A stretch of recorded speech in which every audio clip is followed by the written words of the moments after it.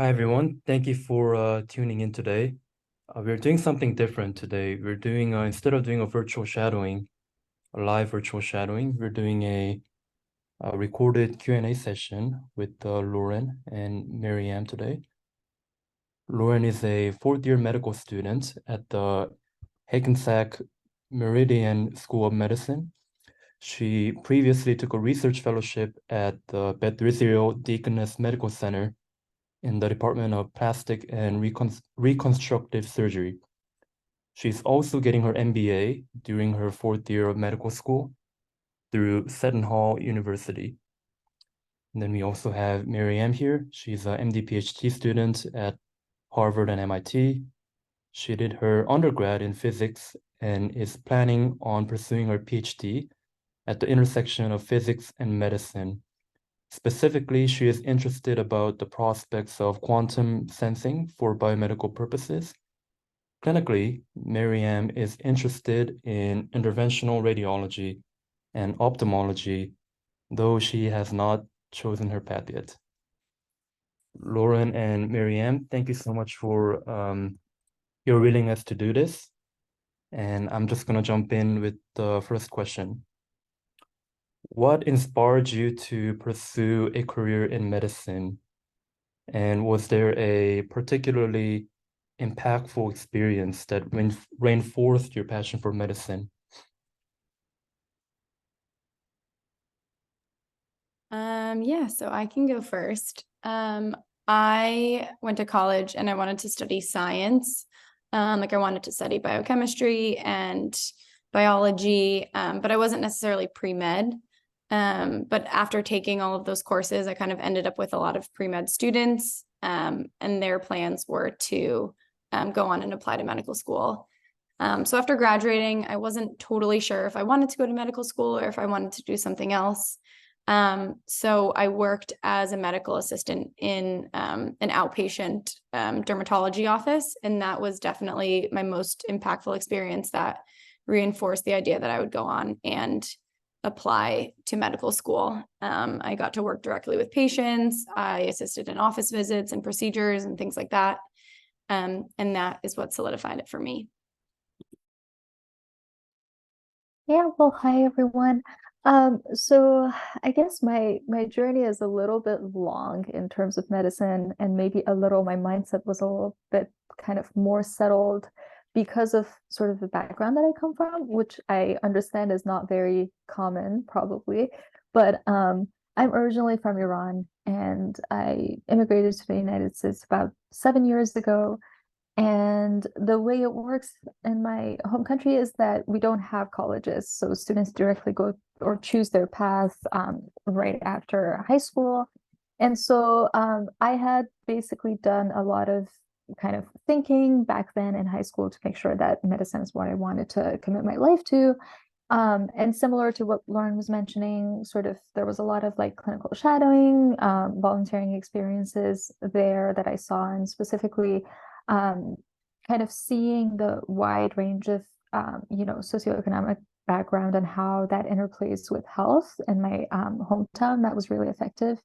Um, and I definitely wanted to be able to sort of contribute um, to health in a way that takes different aspects of people's lives into consideration. And then I came to the United States, and I had 4 more years of college ahead of me. My plans sort of kind of changed by a little bit. I decided to study physics, which happened to be really fun.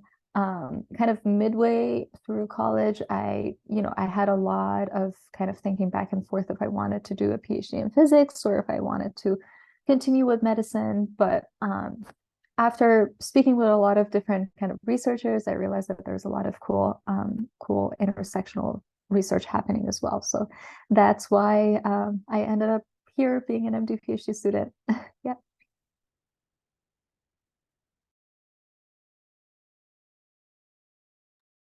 Thank you for those response. Kind of a follow-up question. I know you guys kind of mentioned that, Lauren, you're interested in plastic surgery. Maryam, you're interested in radiology and ophthalmology. Could you go go a little more in depth about that? Like what inspired you, what interests you? Like what are some of the um what's the word, like benefits of going into that field? Definitely. I love talking about why I love plastic surgery because I think it's such a fascinating field. But I chose to go into plastic and reconstructive surgery. I knew that I wanted a surgical specialty. Initially, I wanted to do trauma surgery, and I was taking care of trauma surgery patients while on like my general surgery rotation and my general surgery sub-I. And just naturally, the progression of trauma patients, some of them will go on to obtain reconstructive surgery. So I got to go into a lot of those cases, and that's how I was initially exposed to plastics. And then I started learning about the field. I thought the cases were fascinating. It is a specialty where you can operate on head to toe, literally anywhere on the body, and you can operate on all ages, from newborn babies to elderly patients and everything in between. So I just thought the scope of surgery and the variation that it's possible in your day-to-day is definitely what drew me in. Lauren, that's really fascinating. And I hope that, one day I'll get to a point where I can kind of speak so elegantly to why I choose my specialty. Because I just finished first year of medical school. So I think it's a little bit, maybe I don't want to kind of like speak from a place that, I feel like I'm still exploring as well. And actually in our program, which is the Health Sciences and Technology program at the Harvard Medical School, there's a very heavy emphasis on research, and we don't really kind of start our clinical experiences up until the second year. So I kind of just want to make that, just have that in mind when I speak about the specialties that I have in mind. But I think that ophthalmology and radiology are both really interesting. In terms of ophthalmology, I think it's kind of a little bit opposite of how Lauren was kind of describing plastic surgery to be, where you can kind of operate on head to toe. You have to be familiar with every single part of the body. Ophthalmology is obviously very kind of very much anatomically restricted to the eye. Physiologically, obviously, every part of the body interacts.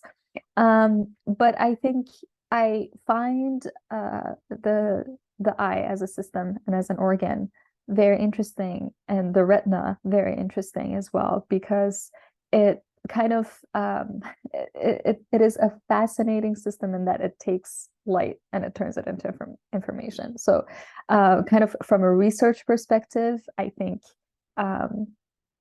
it is a very cool physical, biophysical interface, and you can very easily access it actually through the pupil, with a ray of light for research purposes. So I think a lot of my interest there is, again, informed by my physics background and my research interests. But from a sort of clinical specialty perspective as well, I know that ophthalmology can have a really, really good lifestyle, which I think is something that sometimes people don't talk about when they kind of consider choosing specialties. But I think it's, it's a lifestyle that appeals to me. I think I have to be very honest with myself and with everyone here. I think it's cool that with sort of retina, you get to do procedures and have surgery, but you can also have a very sort of clinic heavy schedule. So you get a little bit of both. Yeah. And then in terms of radiology, I think I mentioned, June mentioned interventional radiology. I think radiology and IR both are really cool, diagnostic and IR. In terms of why, again, it's a field that is heavy in physics. So you see the theme here. And again, similar to ophthalmology, I think diagnostics has a very amazing lifestyle currently. I'm not sure how radiology is going to change in the future. I have very strong opinions about that, especially for someone who's going to graduate and enter the field in like 12 years or so. But I think IR is really cool because, again, there's procedures involved. Yeah.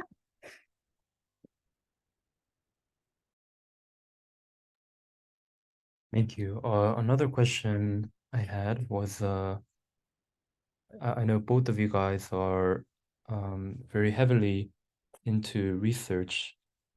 I know you guys mentioned briefly, but do you mind talking more about what you do research-wise?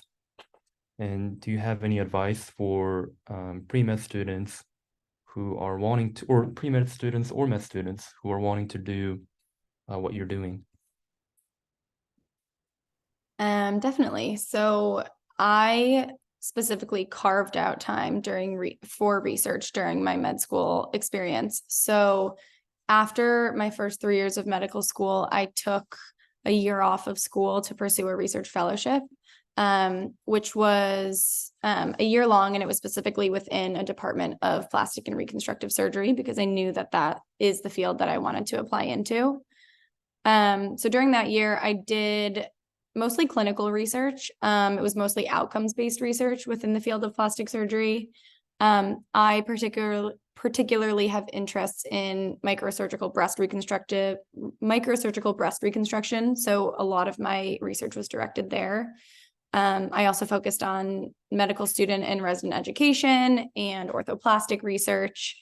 And so taking a full year off was really nice for me because I was allowed to kind of like tackle all of the different interests I have and then actually spend some meaningful time in those projects, flushing them out, seeing them from start to finish, in a way that I previously wasn't able to do in my first 3 years of medical school.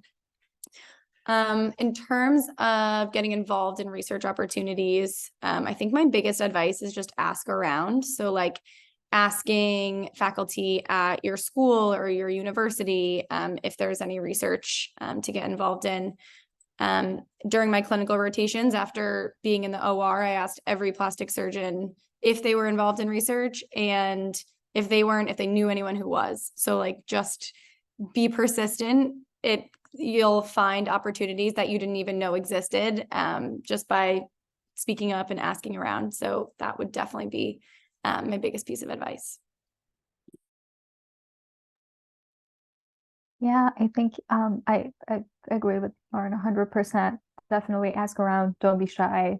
And in terms of sort of my research background and sort of experience, I come from a background where the research that I did during undergrad was very pure physics and very far from medicine. So I took a year off after graduating college, and then with the hopes of kind of seeing the other side a little bit, and maybe not so much the other side, but like the side of physics that is a little bit closer to medicine and closer to biophysics. And I worked on what we call laser particles. They're not really lasers the way you think about them. They're little discs of semiconductor material on the order of like micron size, and they produce coherent light. So kind of the project that I worked on was figuring out how we can use them as optical barcodes for tagging single cells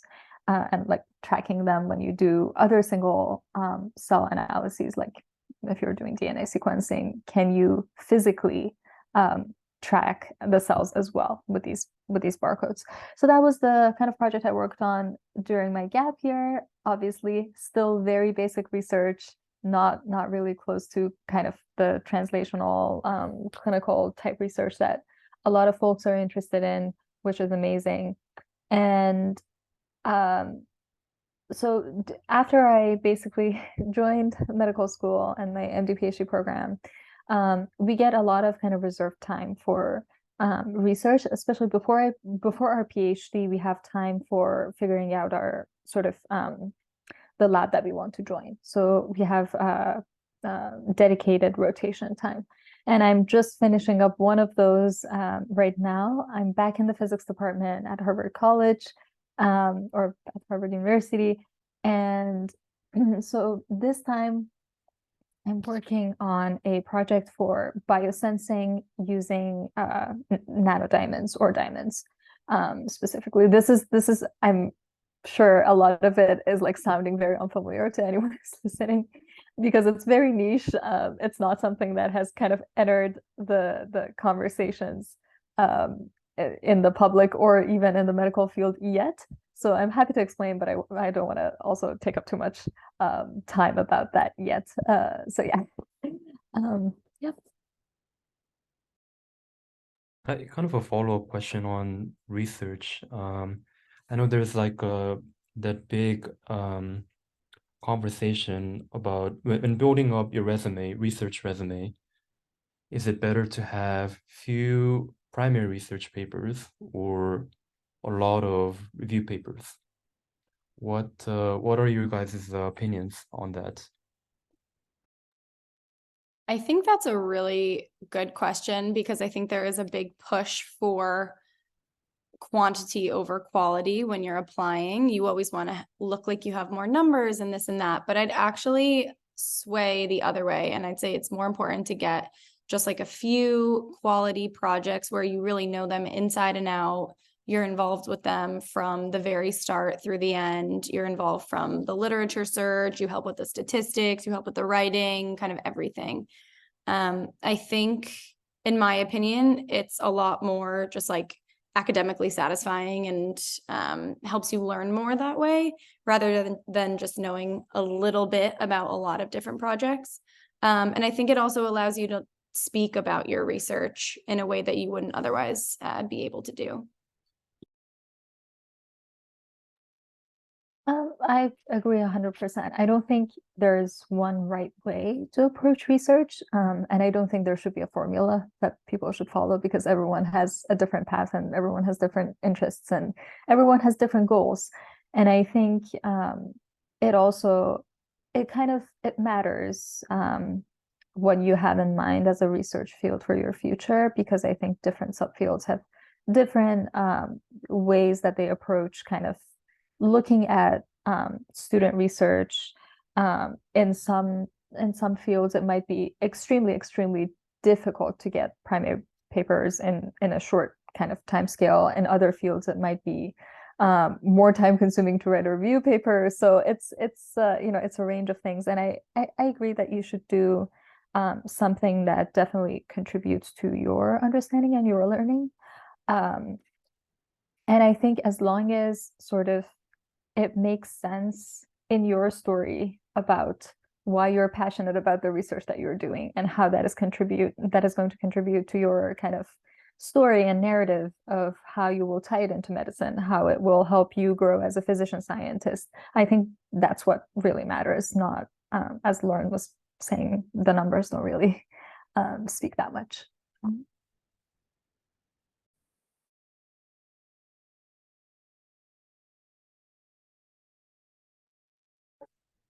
Thank you for those response. Another question I had was during your taking back to your pre-med years, I know you guys briefly talked about getting involved in shadowing and clinical stuff. What kind of extracurricular activities would you recommend for pre-med students watching right now to sort of get into medical school? I have a solid answer for this one because I feel very strongly that volunteer work is not only very helpful to get you into medical school, but it's so fulfilling and educational and just like so great to get involved with when you're a pre-med student. When I was in college, I volunteered in hospitals. I volunteered in care facilities such as nursing homes, which you just get to work with a whole bunch of different types of people. You do get exposed to different fields within medicine. Another amazing opportunity that I had for volunteering was through an organization called the PD Green program. And I know there are a few chapters kind of throughout the country, but it's an organization that connects students to work as tutors with incarcerated people in order to help them achieve their like high school equivalency diplomas and things like that. And so for 2 years, when I was in college, I used to drive to a prison outside of Boston, in a little suburb, And I spent a few hours every week working with my incarcerated students. And that was such a great experience, such a fulfilling experience, and one where I was able to work with like a traditionally underrepresented population who doesn't usually get that experience. So I just think volunteer work is such a great way to get involved and kind of see what fields you like and just get experience working with a diverse population. Yeah, I also 100% agree. And I think my most fulfilling sort of memories and experiences that I remember also came from volunteering. And I apologize, I'm losing my voice a little bit here. But yeah, I think I had the chance to kind of volunteer at the emergency department at my local community when I was living in Galveston, Texas, and that was extremely fulfilling because it is different when you kind of see the kind of range of population and range of sort of just people that come to the clinic from your own community. I think that's very different. And the way you get to connect with them is really special. And I think what I would recommend is that definitely volunteering can, help give you a good sense of what field you want to go into, as Lauren was saying, but also just a feel for, how you find yourself in medicine, kind of from a broad perspective. Do you really enjoy, communicating with patients on a daily basis? Do you really enjoy communicating with the doctors on a daily basis, with the nurses? Which kind of communication style you prefer? Which parts of their work that you see on a daily basis appeals to you? How you see yourself fit into this picture, and how you see yourself contribute to this kind of bigger picture, I think, is really important, and definitely something that 100% volunteer work. Yeah, I recommend. Kind of a brief follow-up question on that. I know, Lauren, you talked about sort of a non-clinical volunteering, and Maryam, you talked about clinical volunteering. Does it matter? Does it matter if it's clinical, or what are your thoughts on that? So I did a mix of non-clinical and clinical volunteering. I think that they both served me in different ways, and I'm happy that I did both of them. With clinical volunteering, I was able to, it was one of the first times that I really spent a significant amount of time in a hospital and interacted with other healthcare workers. So that has obvious benefit to it.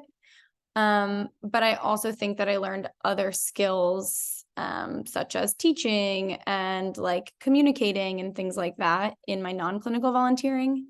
So I think if you have to choose one, clinical volunteering does make sense. But if you can do both, I definitely recommend it.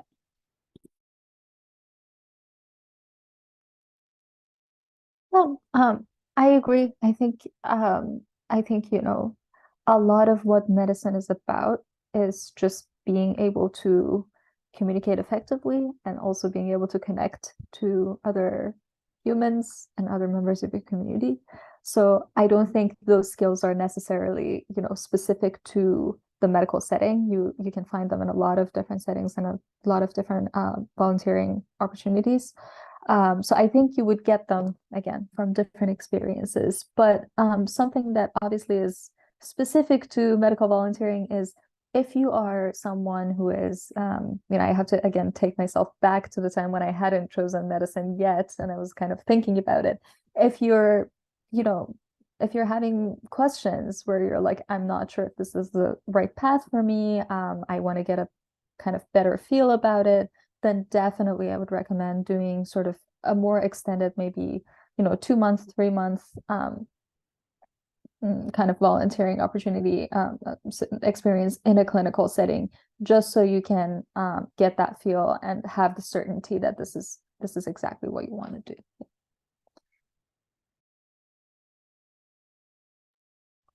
Thank you for this response.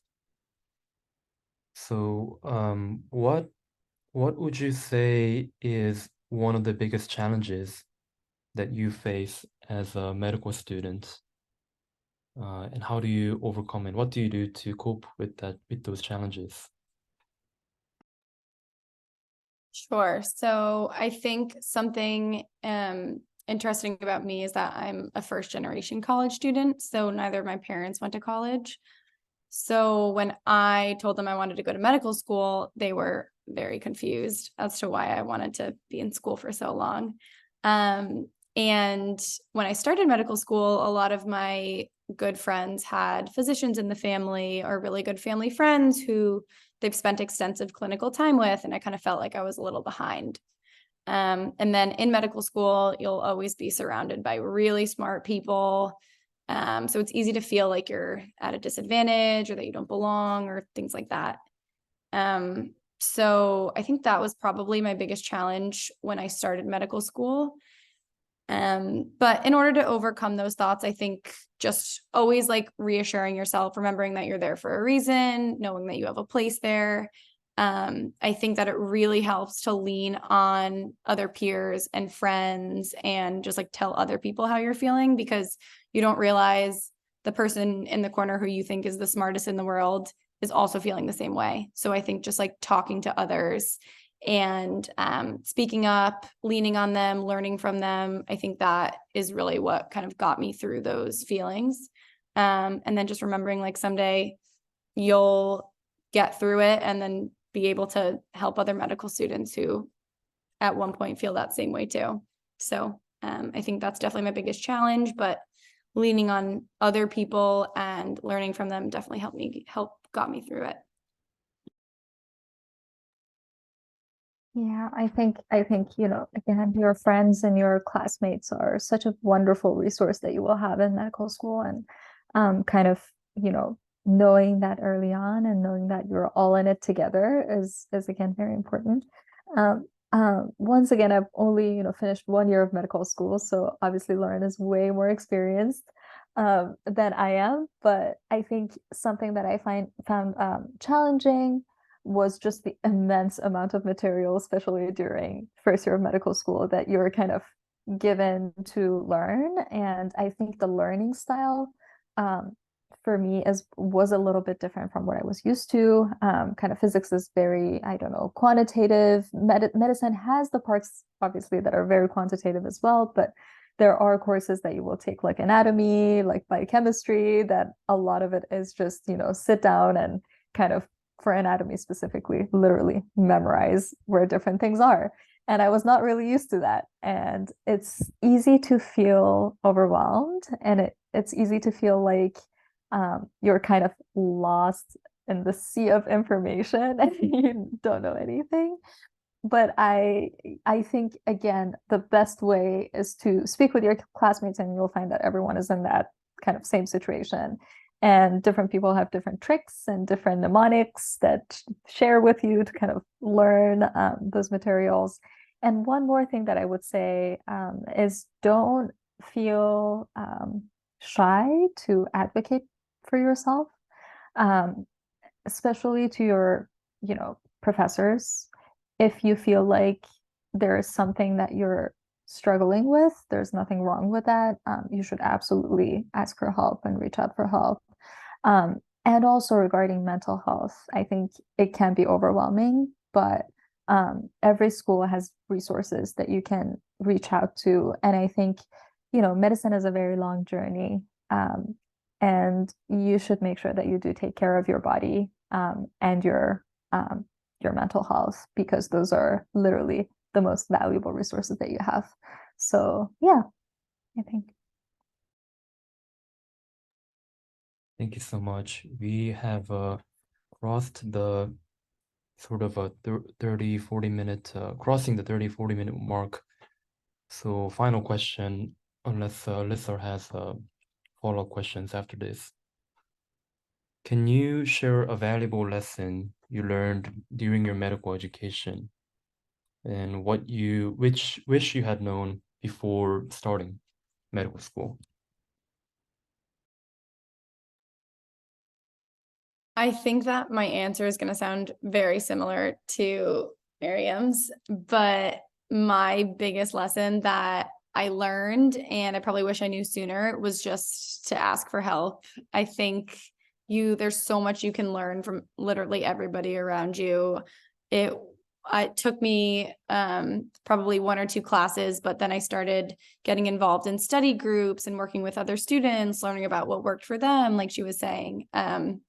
When I started my clinical rotations, like ask for help from nurses, techs, residents, attendings, like literally everybody you can learn from. And even if you feel like it's a stupid question or you need help with something trivial, like still ask, because really everybody's there to help you. Like listening to Maryam talk about physics, like just so far over my head, like I have so much to learn from her.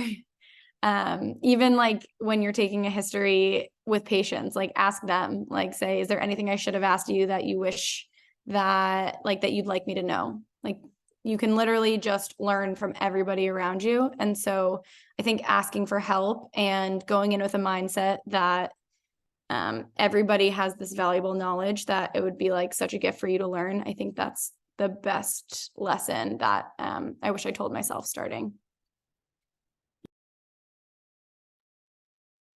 Yeah, and I think something that I don't know, I would just say that maybe I was not thinking about this when I started it, but medical school is difficult, but it's also extremely fun and extremely enjoyable. Like you will have a great time and you will be surrounded by amazing people regardless. So that, that just surpassed my expectations. And so I don't know. I put it out there to hype you guys up, whoever's listening, and yeah, it'll be a great time.